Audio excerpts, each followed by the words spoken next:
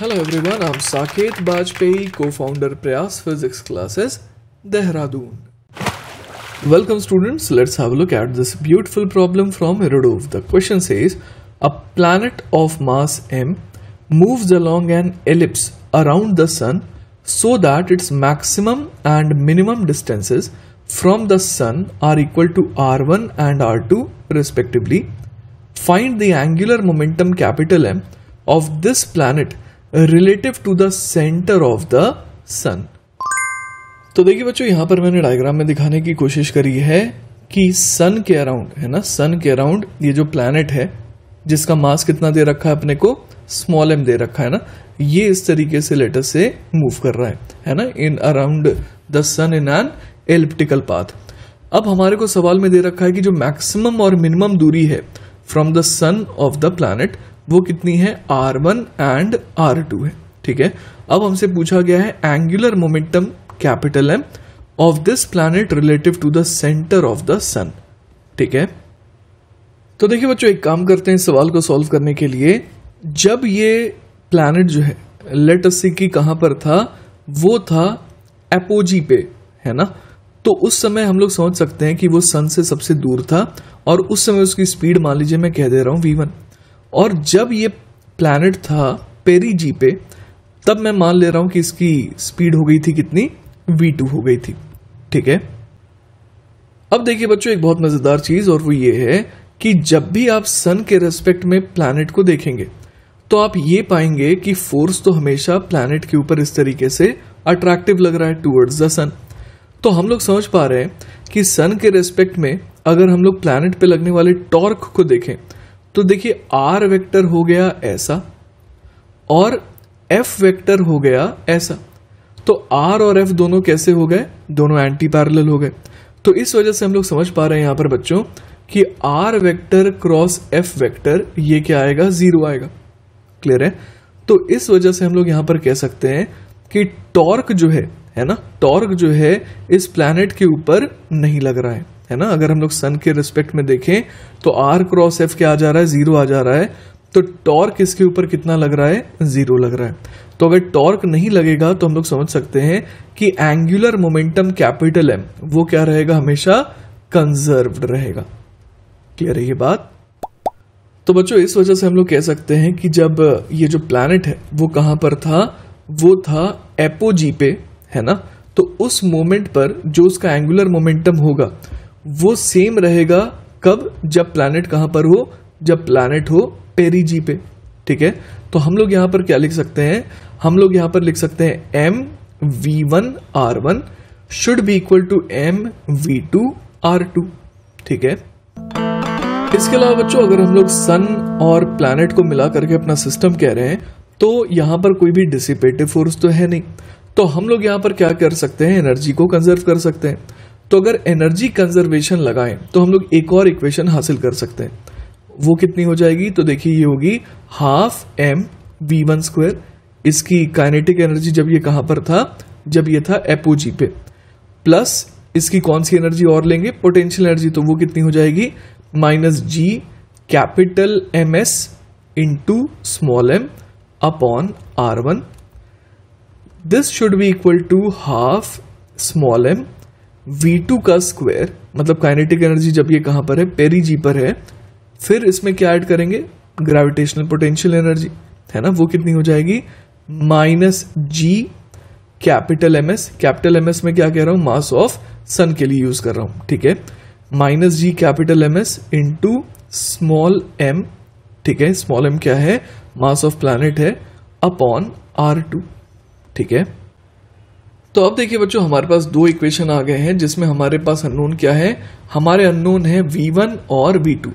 तो बेसिकली दो इक्वेशन है और दो अननोन है, तो हम लोग समझ पा रहे हैं कि v1 या v2 दोनों ही निकाले जा सकते हैं। ठीक है, तो बच्चों मैं एक काम करता हूं, v1 की वैल्यू यहां से तो निकल ही गई है ना, v1 कितना आ गया इन टर्म्स ऑफ v2, तो v1 हम लोग समझ पा रहे हैं कि वो आ गया v2 r2 अपॉन r1। तो इस वैल्यू को अगर मैं यहां पर पुट कर दूं तो आपको समझ में आ रहा होगा कि मुझे v2 की वैल्यू मिल जाएगी, और v2 की वैल्यू मिल जाने का मतलब ये हो गया कि एंगुलर मोमेंटम भी अब आराम से निकाला जा सकता है। ठीक है, तो चलिए बच्चों इसे सॉल्व करते हैं। तो यहाँ पर मुझे सबसे पहले लिखना होगा half small m v1 square के बदले लिख देंगे v2 r2 अपॉन r1 का square minus G M S small m upon r1 is equal to half small m v2 का square minus G M S small m upon r2।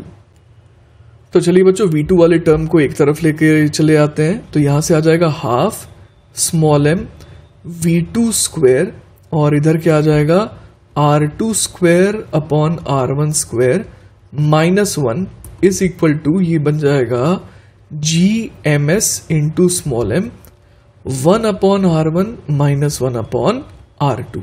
ठीक है, तो देखिए बच्चों यहां पर हम लोग देख पा रहे हैं कि स्मॉल m तो कैंसिल आउट हो जाएगा, तो v2 स्क्वायर बराबर कितना आ जाएगा, तो वो आ जाएगा twice of G M S. फिर इधर क्या आ जाएगा, इधर हम लोग एलसीएम ले सकते हैं r1 r2 और ये आ जाएगा r2 माइनस r1 और इधर से चला गया r1 स्क्वायर और इधर क्या आ गया r2 square minus r1 square. ठीक है, तो मुझे यहां पर दिख रहा है कि a square minus B square जैसा टर्म नीचे है और ऊपर a माइनस बी है। तो हमें पता है कि a square minus B square बराबर क्या होता है a plus B into a minus B. तो यही प्रॉपर्टी अब हम लोग यहां पर यूज कर सकते हैं। ठीक है, तो यहां से देखिए बच्चों v2 स्क्वायर बराबर आ जाएगा 2gms r1 square upon r1 r2 और डिनोमिनेटर में रह जाएगा सिर्फ r2 प्लस r1। एक r1 देखिए बच्चों यहां से भी कट जाएगा, तो हम लोग समझ पा रहे हैं कि v2 की फाइनल वैल्यू कितनी आ गई, तो वो आ गई under the root of twice of G M S r1 upon r2 multiplied by r2 plus r1। तो देखिए बच्चों हम लोगों ने ये पहले ही डिस्कस कर रखा है कि हर मोमेंट पे एंगुलर मोमेंटम क्या रहेगा, कांस्टेंट रहेगा। क्लियर है, तो हम लोगों को अगर v2 मिल गया है तो हम लोग यहां पर क्या कर सकते हैं, इस इंस्टेंट पे एंगुलर मोमेंटम निकाल लेते हैं और वही हमारा फाइनल आंसर हो जाएगा। तो एंगुलर मोमेंटम कैपिटल M बराबर कितना आ जाएगा, तो वो आ जाएगा बच्चों यहां पर हम लोग बोल सकते हैं स्मॉल m v2 r2। ठीक है, तो अब चलिए बच्चों क्या करेंगे हम लोग, ये जो v2 हमने निकाल लिया है उसको यहां पर पुट कर देते हैं। क्लियर है बात, तो यहां से देखिए हमारे पास अब जवाब आ जाना चाहिए। तो देखिए बच्चों अगर मैं v2 को उठा करके यहां पर पुट कर दूं तो हमारे पास जो फाइनल आंसर आएगा capital M that is the angular momentum of the planet जो कि इलिप्टिकल पाथ में सन के अराउंड मूव कर रहा है, तो वो कितना आ जाएगा, तो वो आ जाएगा small m multiplied bye v2 into r2। अब v2 की वैल्यू अगर हम लोग देखें तो वो कितनी है, वो है under the root of twice of G M S r1 upon r2 multiplied by r1 plus r2 और साथ में मल्टीप्लाई करना होगा r2 से, तो रूट के अंदर अगर मैं r2 को ले जाऊं तो ये r2 स्क्वायर बन करके आएगा। तो यहां से देखिए एक ये वैल्यू भी कम हो गई। ठीक है, तो इस तरीके से बच्चों हम लोग यहां पर क्या देख सकते हैं कि हमारा जो फाइनल आंसर आएगा है ना वो कितना आ जाएगा, तो कैपिटल M बराबर आ जाएगा m multiplied by under the root of twice of G M S r1 r2 upon r1 plus r2। ठीक है, so this is our final answer. तो बच्चों यहां पर आपको ये ध्यान रखना है कि ये कैपिटल M क्या है, यही है एंगुलर मोमेंटम। ये स्मॉल m क्या है, ये है मास ऑफ द प्लैनेट और ये ms क्या है, तो ms है mass of the sun. Clear है ये बात। तो बच्चों इसी के साथ हमारा ये सवाल का सॉल्यूशन पूरी तरीके से खत्म होता है। आई होप कि आपको चीजें अच्छे से समझ में आई होंगी। इन केस अगर कोई डाउट फिर भी रह जाता है then feel free to contact me, I will be very happy to help you. Take care बच्चों, बाय बाय।